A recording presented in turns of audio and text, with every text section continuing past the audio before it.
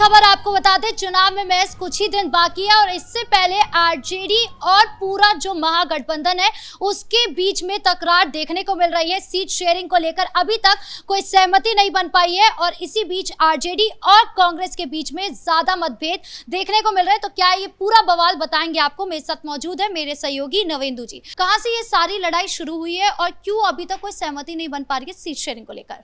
देखिए, कांग्रेस और आरजेडी में सिर फुटबॉल का जबरदस्त दौर चल रहा है और स्थिति इतनी ज्यादा बिगड़ चुकी है कि अब आरजेडी और कांग्रेस के जो प्रदेश के नेता हैं उनके बीच बातचीत भी बंद हो गई है। कांग्रेस और आरजेडी के नेता एक दूसरे से बातचीत तक नहीं कर रहे हैं और इसलिए अब जो भी होना है वो दिल्ली में होगा। लालू परिवार पटना से उड़ान भर चुका है और दिल्ली लगभग पहुंच ही चुका है। तेजस्वी यादव हैं, राबड़ी देवी हैं, लालू प्रसाद यादव हैं और अब बताया जा रहा है कि यहां राहुल गांधी से उनकी मुलाकात हो सकती है। कल 13 अक्टूबर है और लालू परिवार की कोर्ट में पेशी है रेलवे घोटाले को लेकर। ऐसे में अब लालू परिवार बुरी तरह से फंसता हुआ नजर आ रहा है। कहा जा रहा है कि एक मामले में कल फैसला भी संभव है। अगर मान लीजिए लालू प्रसाद यादव पर कल फैसला सुना दिया जाता है, यह फैसला सुरक्षित रखा जाता है, वो चुनाव के आसपास सुनाया जाता है, तो इससे तो पूरा चुनाव ही पलट जाएगा। ऐसे में आप देख लीजिए कि चौतरफा महागठबंधन गिर चुका है। अब कांग्रेस और आरजेडी में सीट शेयरिंग को लेकर अब तक क्यों नहीं कोई फॉर्मूला निकल पा रहा है, ये बात सोच से परे है। क्योंकि कांग्रेस जो है वो घटने के लिए तैयार नहीं है 60 सीटों से नीचे और तेजस्वी यादव कह रहे हैं कि आप 50 से 52 सीटें लीजिए, लेकिन कांग्रेस पार्टी ये मानने को तैयार नहीं है।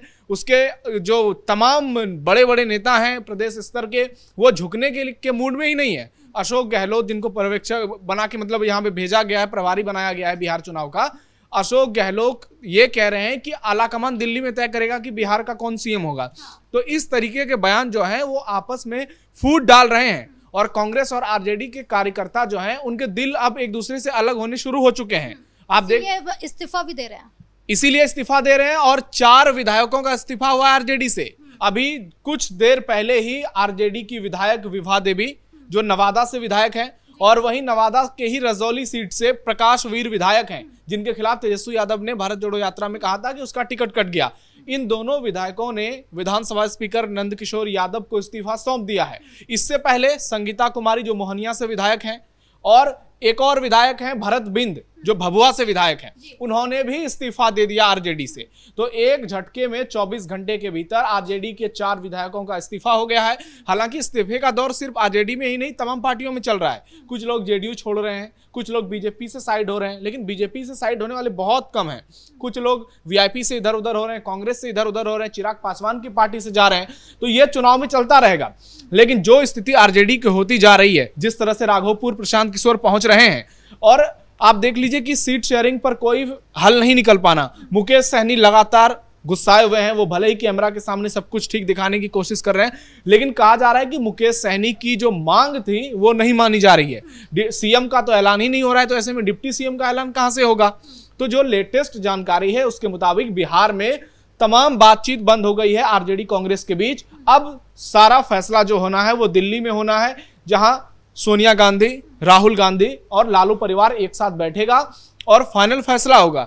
इसके बाद कहा यह भी जा रहा है कि आरजेडी वीआईपी के कुछ उम्मीदवारों को अपने सिंबल पर चुनाव लड़ाएगी, क्योंकि माले भी दूसरी ओर है। वो कह रही है कि अगर कांग्रेस इतनी सीटों पर लड़ेगी तो हमें भी इतनी सीटें चाहिए।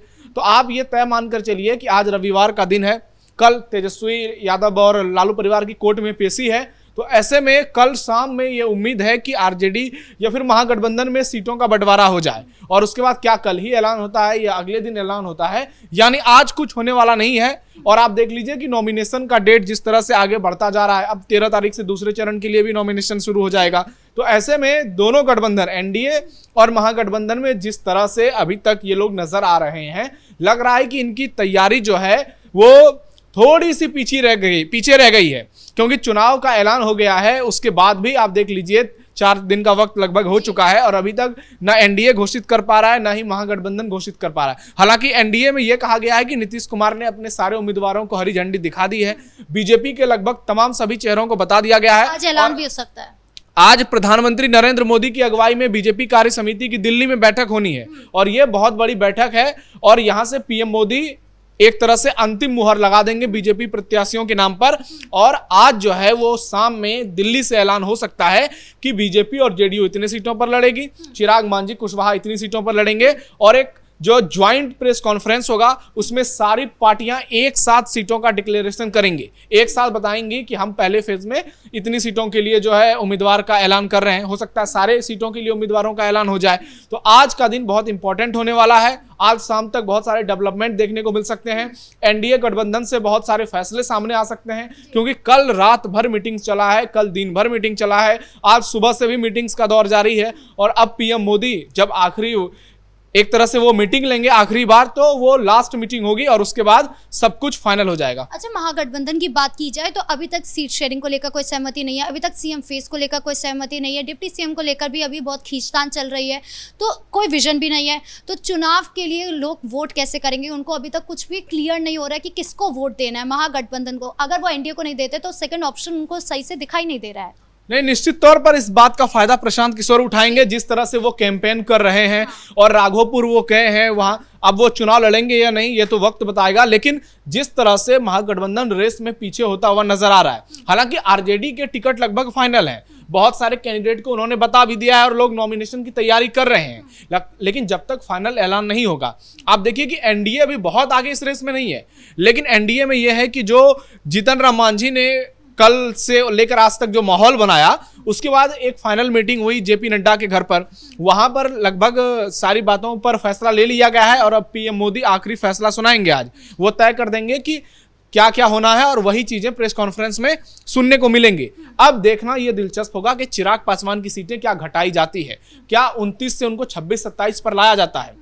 और दूसरी ओर महागठबंधन में देखना होगा कि मुकेश सहनी की क्या स्थिति होती है, क्या मुकेश सहनी को 20 से 25 सीटें दी जाएंगी, 25 से ज्यादा। लेकिन हम जो लगातार कैपिटल टीवी पर कह रहे हैं कि उनको 14 से 16-17 सीटें मिल जाएंगी, मैक्सिमम 20 के अंदर वो रहेंगे। तो यही बात तय है।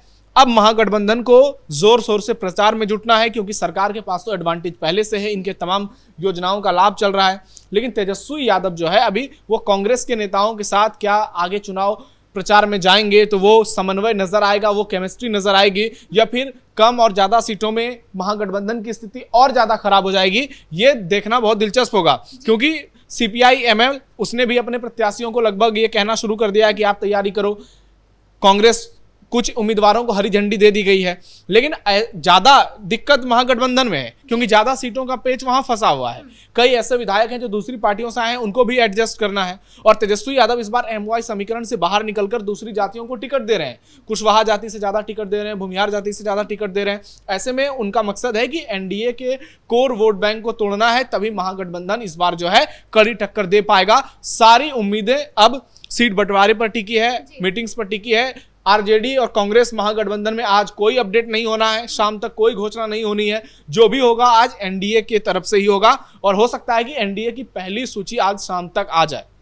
इस मुद्दे पर ज्यादा अपडेट के लिए आपका बहुत बहुत धन्यवाद। तो चुनाव में अभी सिर्फ 1 महीने का वक्त बाकी रह गया या उससे कम का वक्त रह गया है, और इस बीच जो आरजेडी और कांग्रेस के बीच की खींचतान देखने को मिल रही है सीट बंटवारे को लेकर, ये अभी तक शांत नहीं हुई है और अभी तक कोई ऐलान नहीं हुआ है। ऐसे में ये आगे चलकर इन लोगों के लिए कितना ज्यादा मुश्किल खड़ा करेगा, ये देखने वाली बात होगी। ब्रेकिंग न्यूज में इतना ही। कैमरा पर्सन अशोक के साथ मैं राधिका राज।